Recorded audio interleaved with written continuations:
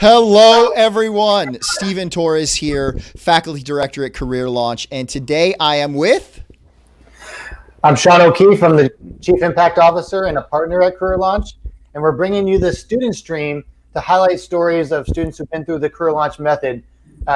We've been receiving requests from students who'd like to learn more, and as a social enterprise, our primary focus is to partner with colleges and career programs to help scale the skill set of launching a holistic job or internship search, especially for students who have few to no connections.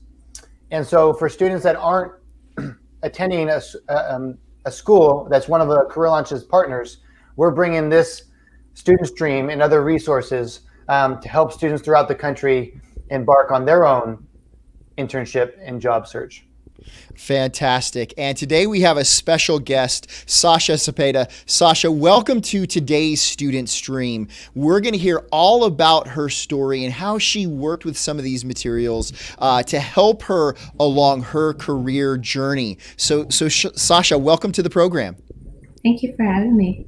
Yeah, super excited. Now, I think for our student streams, you're actually our first guest who wasn't a student at Santa Clara. You went to UC Santa Cruz. Is that correct? You're a banana slug?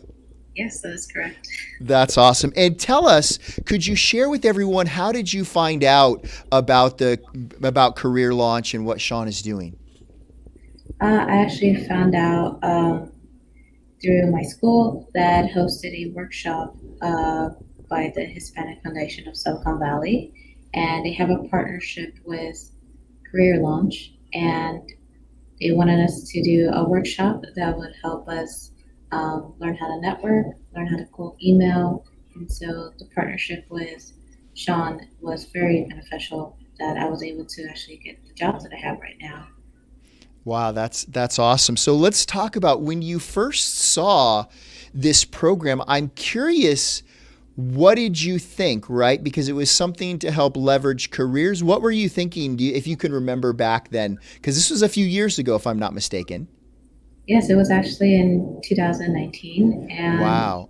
when Sean was mentioning cold emails and trying to reach out to people um, to a field that we never been in, or like we wanted to network and we didn't know them, I was kind of shy to actually branch out and even start writing an email. And I didn't know what to say or what to Yeah. type, but his templates for cold emails really helped me even try to at least type a few sentences. And even with those emails, I was able to branch out to other people that I never knew about. That's awesome. So you heard about this program and you heard about, okay, you're going to be contacting all these people. I'm curious, what were you studying at the time? What year in school were you at that time, Sascha? I was still a senior at UC Santa Cruz, and Okay. I got my bachelor's in biochemistry and molecular biology. Okay. And yeah, and I graduated in 2020, and it was in the middle of the pandemic. So Yeah. it was a great year. Okay. Yeah. For lots of stuff, crazy stuff going on. So I'm curious, as kind of a science, bioscience major, you said that you weren't comfortable reaching out. I'm curious if we could unpack this. What was it about this? And the reason I'm asking this, Sascha, is because there are so many students like that, right? There are so many students that when they think about, oh gosh, I have to contact these people, maybe I don't know, there's this maybe fear and trepidation. And so could you share with people what you were thinking about this actual process and why it was so maybe awkward or felt uncomfortable for you? I think it was because everything transitioned into Zoom and everything was online and virtual. So it was hard to see people in person because of COVID. It's still hard even today. Yeah. And I feel like it was less personal and less interactive sometimes Hmm. um, when I was sometimes writing these emails to people I haven't met and actually connecting with them on a personal level. So I think that was one of the main struggles that I was having when writing these emails. Gotcha. And I guess the nice thing you mentioned that there were some templates, and for those of you, if you go through the career launch method, you'll actually get those as well. What did you find in particular helpful about having those templates accessible to you? I think it was because I didn't know how to start a conversation with people that I never met. And so Hmm. these templates were a guiding factor to how I was able to create these cold emails and how to personalize them to people that I wanted to reach out and expand my network. Okay, great. And so you started, this was towards the end of 2019, early 2020, right as we're basically getting under lockdown. We're getting, everything's transitioning to Zoom. Tell us about that. Like, because a lot of this stuff obviously was written in and, set up for the quote unquote normal world that we had. Did it still work? Were you still able to talk to people? Were you still able to get things set up and transition to Zoom? Actually, it was actually very convenient and it was actually helpful because you just set a time and on Zoom to meet, and I got to actually see people on their videos. Some people were able to show their videos. Some of them was just a phone call, and I was still able to talk to them just as I was able to talk to them as if in person. Awesome. And so Sean, I'm curious from your perspective. Obviously, when you developed all this stuff, Zoom wasn't really a thing. Could you comment on how folks like Sascha were able to take the program, right, the content, the method, and transition it to this new virtual world? From your perspective, how did that play out, and what were some of the things that you think were in the career launch method that enabled it to work, regardless of the modality? Yeah, there was some concern as far as students making a connection. When you meet someone face to face, it's just a different element, right? You're in the same room, breathing the same air, so to speak, and you have the person's, um, captured attention. Not that it's not captured on a video chat, but it's just a different dynamic when you're in person. And we really encourage that prior to the pandemic is trying to set up these career conversations in person. So we were just wondering about the depth. As far as the modality and professionals saying yes, we weren't too concerned about that. We believed, without having any data at the time of the COVID lockdown, that professionals would still say yes, and we were right on that. In fact, but we were surprised by the ratio of people saying yes to students' requests to take a video chat. We actually saw a big uptick in the percentage of the time that professionals Hmm. say yes. They were actually saying yes more frequently, and working on some qualitative research right now to understand more if that was a functionality of professionals having empathy for students who are having to go through college during COVID times or look for internships and jobs during COVID times, or if it was more the mode of meeting, the modality was preferable because they didn't have to schedule a time to either have someone come to their office or Mm-hmm. meet at a coffee shop or something of that nature in person. So I don't have all the data on that, but we do know that the success rate of students getting on a schedule of a professional is actually higher now during the pandemic asking for a video chat than it was for Interesting. asking for in person. And Sascha, was that your finding that there were a lot people, maybe even more than you anticipated, that said sure? Yes, actually, either through video or just a simple phone call. Really? I think that's really fantastic, and I think especially now as we hopefully start to transition back to more of what we had before, we have now this other modality that has certainly enabled us to form these connections. I want to talk, Sascha. So you were about to graduate. Did you have any jobs or anything lined up already, or tell us about that? Were you coming into this kind of cold, not really knowing where you were going to end up? I didn't have a job lined up straight out of college. I actually took some part-time jobs here and Mm-hmm. there. I used to work at a gym in Mm-hmm. Monterey until Gavin Newsom closed the gyms, and then I had to Yep. find another job.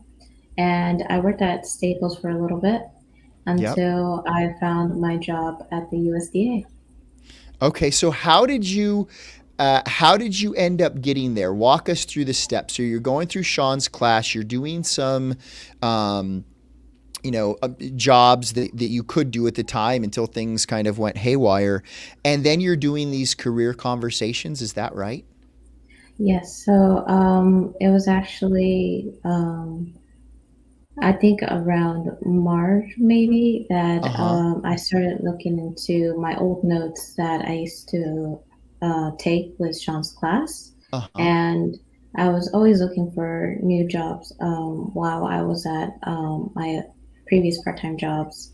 And I remember Sean saying that, um, you always have to network and network. And I remember a friend of mine, she actually.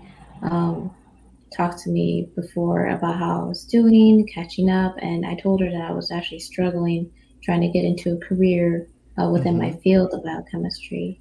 And then she said, "Oh, I have a friend that used to work at the USDA. Maybe I can reach out to her to see if she can get you an interview." And I thought that would be great. And so I talked to a friend of the friend, and she was able to get me an interview with her boss. And that's how I actually got into my new job here Awesome. currently. So you took those skills and were able to kind of parlay it into something that you wanted to do. How did that get developed? Like, how did those skills get developed? I think it was putting it into practice. Mm, Just um, with the cold emails, I was able to remember how to make an email to set up an interview.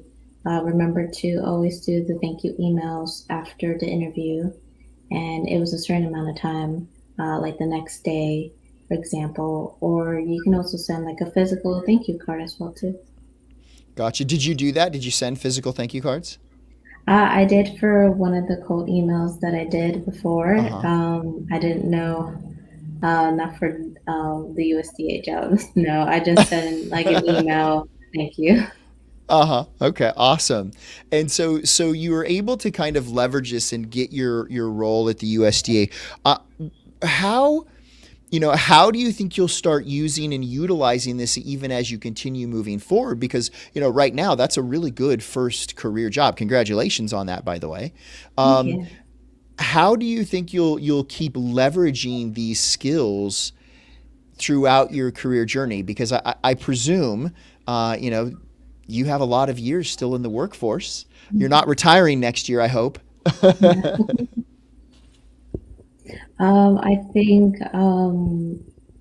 I think the environment that I am in at my job at the USDA, lots of great people, great work, Mm-hmm. and the people are always checking up to see how am I doing and what my 5 year plan is. And so I actually discussed it with them as well, just because they're Mm. so interactive and they want to see me succeed as well.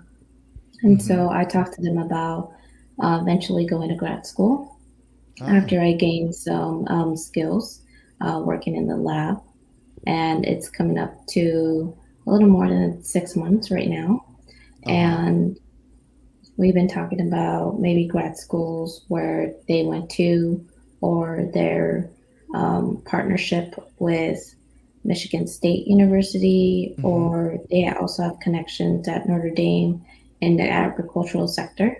And so Mm-hmm. they have friends of friends who work there, and just talking about the agricultural programs over there that I might Wow. consider applying for. Well, I think this is interesting, and Sean, you can certainly chime on this as well. But what you just talked about is one of the underlying principles of the career launch method, right? And that's discernment, kind of refining, defining, um, developing what you want. And so you're actually doing that same process, even though that you have a job, right? You're sort of in that process of discernment as your career journey progresses, right? Sean, am I on the right track there? Yeah, and it's fabulous that your employer is engaging you and having those conversations with you and wants to walk alongside with you with that. The first thing that comes to mind, though, as you talk about grad school, I think about the concept we talk about all the time of playing the student card. You're going to get to play the student card again. Hopefully, if I get into a master's or a PhD program, I still haven't decided which one I'm interested in. I'll get to do it for either another 4 to 7 years. Yeah. And that if you do PhD, that's definitely a great student card to be able to utilize. Now, you went through, what was the program that you found Sean's class for? Could you tell us a little bit more about that? Yes, so the foundation had this scholarship. It was called the Latinos in Technology Scholarship. Okay, what was the And foundation? Could you share that with everyone? the Hispanic Foundation of Silicon Valley, Okay, and they great. are a great program. They're really helpful with trying to it, let you attend workshops like Sean's. They connect you with a mentorship program. I'm actually in the mentorship program right now, and Oh, um, I actually tried to make my first cold email to my mentor just yesterday, and oh, she's a cool. research scientist at Facebook, and so it's a 5 month program. Just her and I just talking and just doing what mentor and mentees do, checking your LinkedIn, making sure it's all cleaned up and nice, checking your CV if there needs to be any edits. Hmm. Mock interviews are also involved as well too later on in the mentorship, and it's just a really great scholarship that really helped um, help me branched out and create a broader network than I would have done without. That's fantastic. I think one of the things when you said making those cold emails, regardless, and I think hopefully everybody understands this, but Sasha, I'd love your perspective. That skill, that ability to be able to reach out to people and not have this tear barrier of, is it okay? Should I do it? Is a skill that if more people developed, it would help them in whatever they do, wouldn't it? I would say like my best advice or tip that I would give to another student if they're actually kind of scared to reach out to other people, Mm-hmm. I would say these are people, these are humans just like you that have also been through these times, trying to get a job, trying to connect with other people that you haven't met, and they know what you're feeling. And so don't, and you miss 100% of the shots that you don't take as well too. So just go for it, and you'll learn eventually along the way, and then it just becomes natural to you once you make these emails, once you talk to these people, you have enough mock interview practices as well too. Man, that Sasha, that is brilliant. Sean, could you kind of sum that up? Because I think what Sasha just said as a student going through the program really sums up what we want students to take away, right? Is this kind of empowerment, this ability to recognize our own agency. And so maybe you could share some of that philosophy that we want to, help students develop and find. Yeah, so life is not just about what you know; it's also about who you know, who knows you, and what they think about you. Um, and that piece of the equation is there's a term called social capital. Financial capital is the money in our wallet, the money in our Venmo account, our financial situation. Social capital is our relationships, with professionals, relationships with families, professors, um, colleagues, coworkers, etc. It's our relationships. So a lot of students come from situations like myself, where you don't have relationships built in with professionals that in the industries where you want to work. So if you don't have it built in, do you just let that go and then hope one day someone introduces you to someone? I guess that's one strategy. But a better strategy would be to use your words, Stephen. Take your own, create your own agency, and be proactive and be intentional and be strategic and go about building professional relationships from scratch, knowing that not everyone is going to say yes to taking a meeting with you, but some will. And so maybe as we're finishing up, Sascha, you can share your story. I believe either your first or second time ever doing a career conversation was someone you didn't meet, creating social capital from scratch. I believe you finished at the end of the conversation. You asked to be introduced to others, and you ended up getting introduced to 3 more people. So because of your one particular outreach, it actually turned into 4 new people in terms of building social capital in industries you're interested in. Is that correct? Yes, that is correct. And I remember, I think it was one person that connected me with 2 other people, and one of the other person decided that to give me another person to talk to, and then from those 2, the second one gave me another 2 to talk to as well. And then after those conversations, it actually reached a full circle because they also recommend me to the original person that recommended the first 2. So it just kind of went into like a little circle a little bit. Wow, that's awesome. We only have a few more minutes here left, Sascha, but I'd love, is there any other advice that you could share with students out there who, like you, are taking on this new COVID world for the first time, right? You kind of experienced it in it was all new, but you've learned a lot. Could you share any advice that you have for students out there as they face what they're about to face? Well, first, I want them to stay safe and healthy.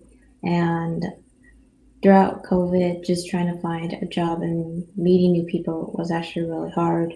Just places were shutting down, and so Mm-hmm. that kind of like closed off maybe some jobs I could have applied to. But I did go through like a tough time just trying to find a job, and I kind of felt down on myself for a while until I just kept on going. I think the Mm-hmm. most important thing is to persevere and to not let that one no or that one rejection letter um, bring you down, because as one door closes, another one opens, and that's what I firmly believe. And that's what happened to me. I got a job at my gym, but it closed, and then I got my job at Staples, and which helped me pay the bills. And then I got my dream job that's in my field. And so I was very grateful for the opportunity to even talk to my boss right now.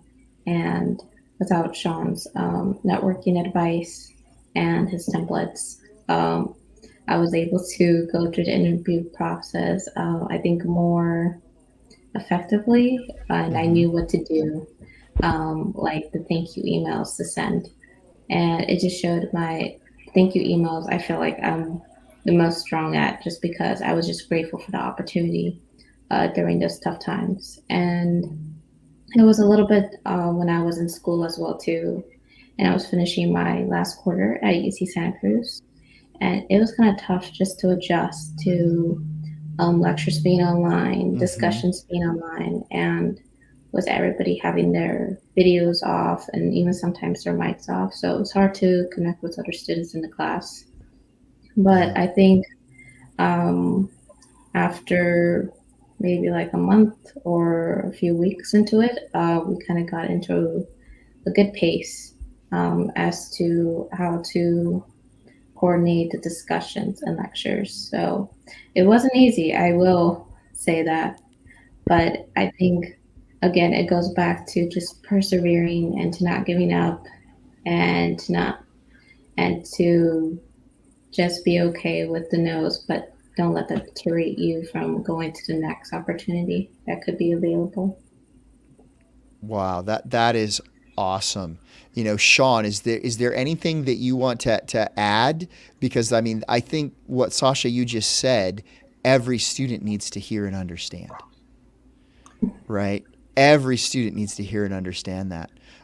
Sean, any final thoughts? Yeah, take inspiration from Sascha's journey. She went through the career launch method. She applied some of the tactics. It helped her build social capital right away. Then she graduated right when, at the beginning, right after COVID hit and the lockdown. She has a dream job now, and the career launch method helped that, but it didn't happen right away. She had to take a part-time job, 2 part-time jobs, or 2 jobs that wasn't her dream job, right?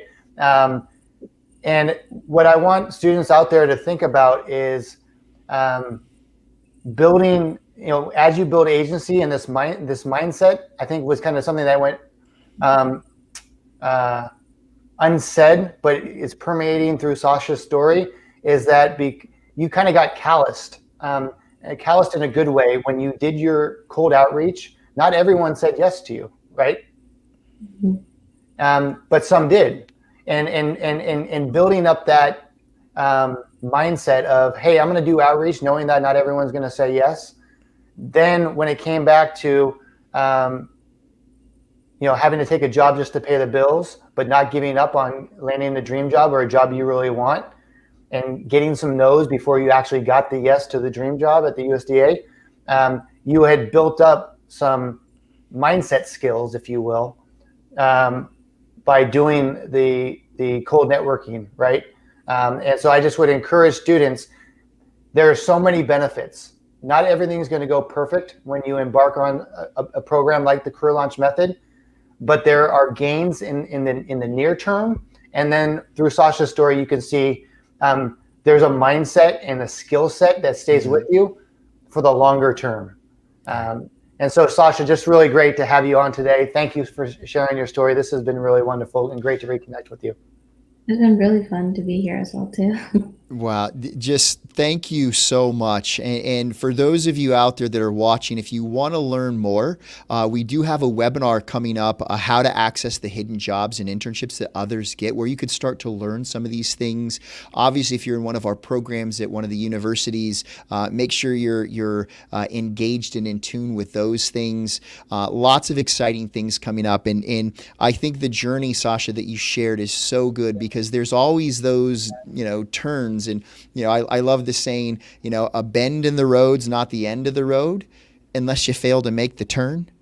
And I think you're a great example of how you had these turns and you turned with it and you went, and it eventually gets you where you want to be. So thank you so much again for joining us. We'll see you all, of course, next week, same time, 10:30 a.m. Pacific time, for our next student stream and another story, hopefully to inspire you to help find the job or internship that you want. Thank you, everyone. Have a great day.